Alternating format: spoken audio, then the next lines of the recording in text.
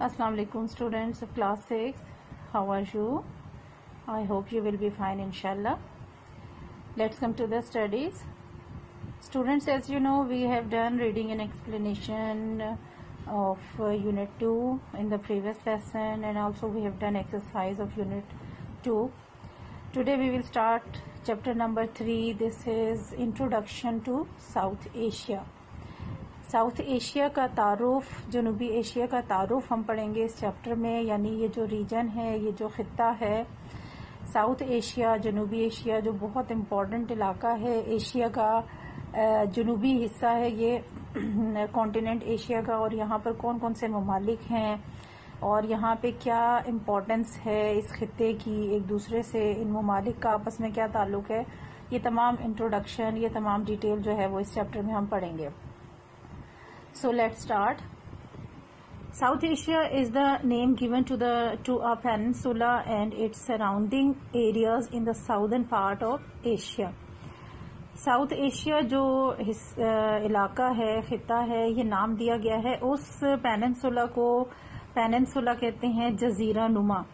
जजीरा नुमा होता है जो 2 या 3 साइड से जिसके पानी होता है कॉर्नर्स पर, और कोई एक साइड जो है वो उसकी खुश्क होती है, खुश्की का खित्ता होता है, किता होता है. आइलैंड होता है जो चारों तरफ से पानी से घिरा होता है, और पेनिनसुला होता है जो 2 या 3 साइड से पानी से घिरा होता है, और दूसरी साइड उसकी जो है एक साइड वो खुश्क होती है. और ये साउथ एशिया जो कॉन्टिनेंट है उसका जनूबी हिस्सा है जिसको साउथ एशिया कहा जाता है. There are 7 countries in this reason. इस इलाके में, इस खित्ते में 7 ममालिक हैं. कौन कौन से हैं? Pakistan, India, Nepal, Bhutan, Bangladesh, Sri Lanka and Maldives. ये 7 ममालिक हैं जो साउथ एशिया में वाक़ हैं. The last 2 are islands. ये जो आखिरी 2 हैं वो आइलैंड्स हैं, यानी कौन से आखिरी 2 हैं? श्रीलंका और मालदीव्स. ये दोनों आइलैंड्स हैं, यानी कि जजीरे हैं, इनके चारों तरफ पानी है. While Nepal and Bhutan are land locked countries. जबकि जो 2 ममालिक हैं नेपाल और भूटान, ये लैंड लॉक्ड कंट्रीज हैं.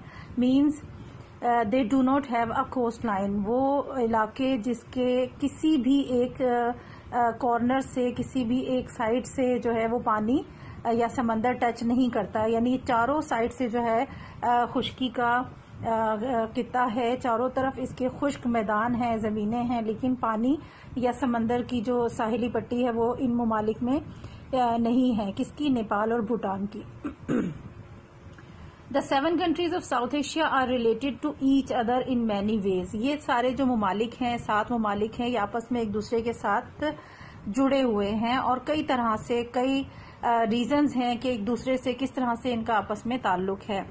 For instance the same governments have ruled many of them in the past. सबसे पहली जो चीज है वो ये है कि माजी में, गुजरे हुए वक्त में, ये ममालिक जो आज अलग अलग हैं, माजी में एक ही हुकूमत जो है वो इस खित्ते पर, इस इलाके पर हुकूमत करती थी.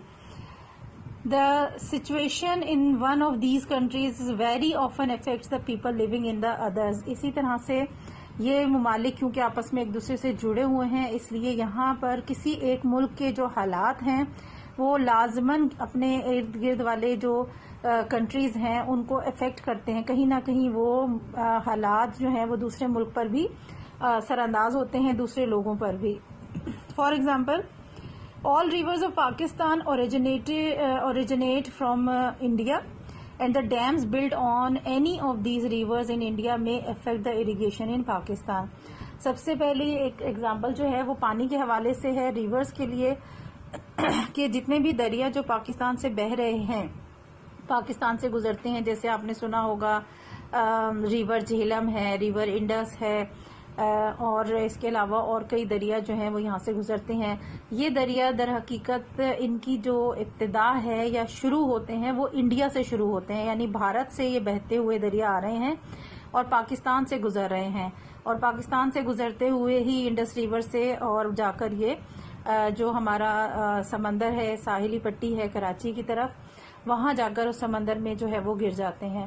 سو یہ ریور کیونکہ انڈیا سے شروع ہو رہے ہیں اور انڈیا ان دریاؤں پر اگر ڈیم بنا لیتا ہے, یہاں کا پانی روک لیتا ہے, تو اس سے کیا ہوتا ہے کہ وہ پانی ہمارے دریاؤں میں نہیں آتا, پیچھے بھارت میں ہی رک جاتا ہے, اور جس کی وجہ سے پاکستان میں جو اریگیشن کا سسٹم ہے, جو کھیتوں کو سیراب کرنے کا, کھیتوں کو پانی دینے کا جو سسٹم ہے وہ افیکٹ ہوتا ہے. اس سے پاکستان میں جو اریگیشن ہے, کھیتی باڑی کرنا اور یہاں پر پانی کا جو سسٹم پہنچانا کھیتوں تک, وہ افیکٹ ہوتا ہے اور اس سے نقصان ہوتا ہے.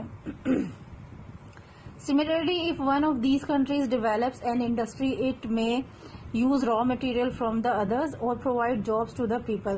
اسی طریقے سے اگر کسی ملک میں انڈسٹریز لگتی ہیں, صنعتیں لگتی ہیں, بڑے بڑے کارخانے لگتے ہیں, تو ان کارخانوں کو رن کرنے کے لیے جو را مٹیریل ہے, جو خام مال ہے, جیسے فار ایگزامپل اگر جو ہے گاڑیوں کے لیے بنانے کے لیے فیکٹریز لگ رہی ہیں یا پھر اور کسی لحاظ سے, تو اس کے لیے را مٹیریل چاہیے ہوتا ہے, آئرن چاہیے, اسٹیل چاہیے. اس انڈسٹری کو اتنی بڑے پیمانے پر کام کرنے کے لیے تو پھر وہ دوسرے ممالک سے بھی خام مال خریدتا ہے, وہاں سے وہ حاصل کرتے ہیں.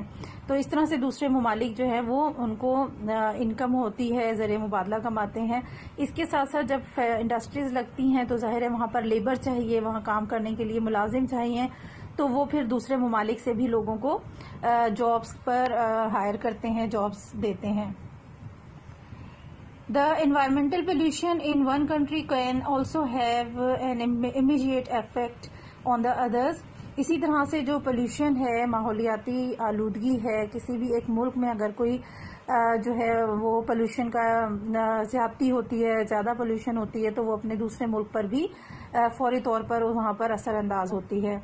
For this reason, the countries of this region have formed the South Asian Association for Regional Cooperation اور SAARC.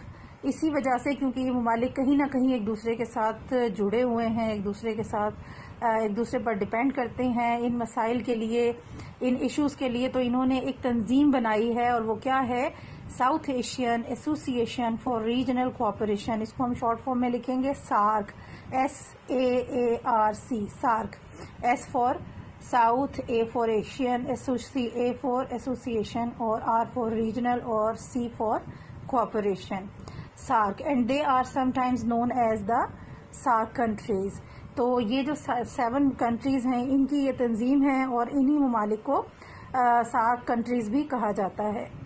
So this is the introduction of South Asia. Next topic location انشاءاللہ ہم نیکسٹ لیسن میں start کریں گے. ٹل دین اللہ حافظ.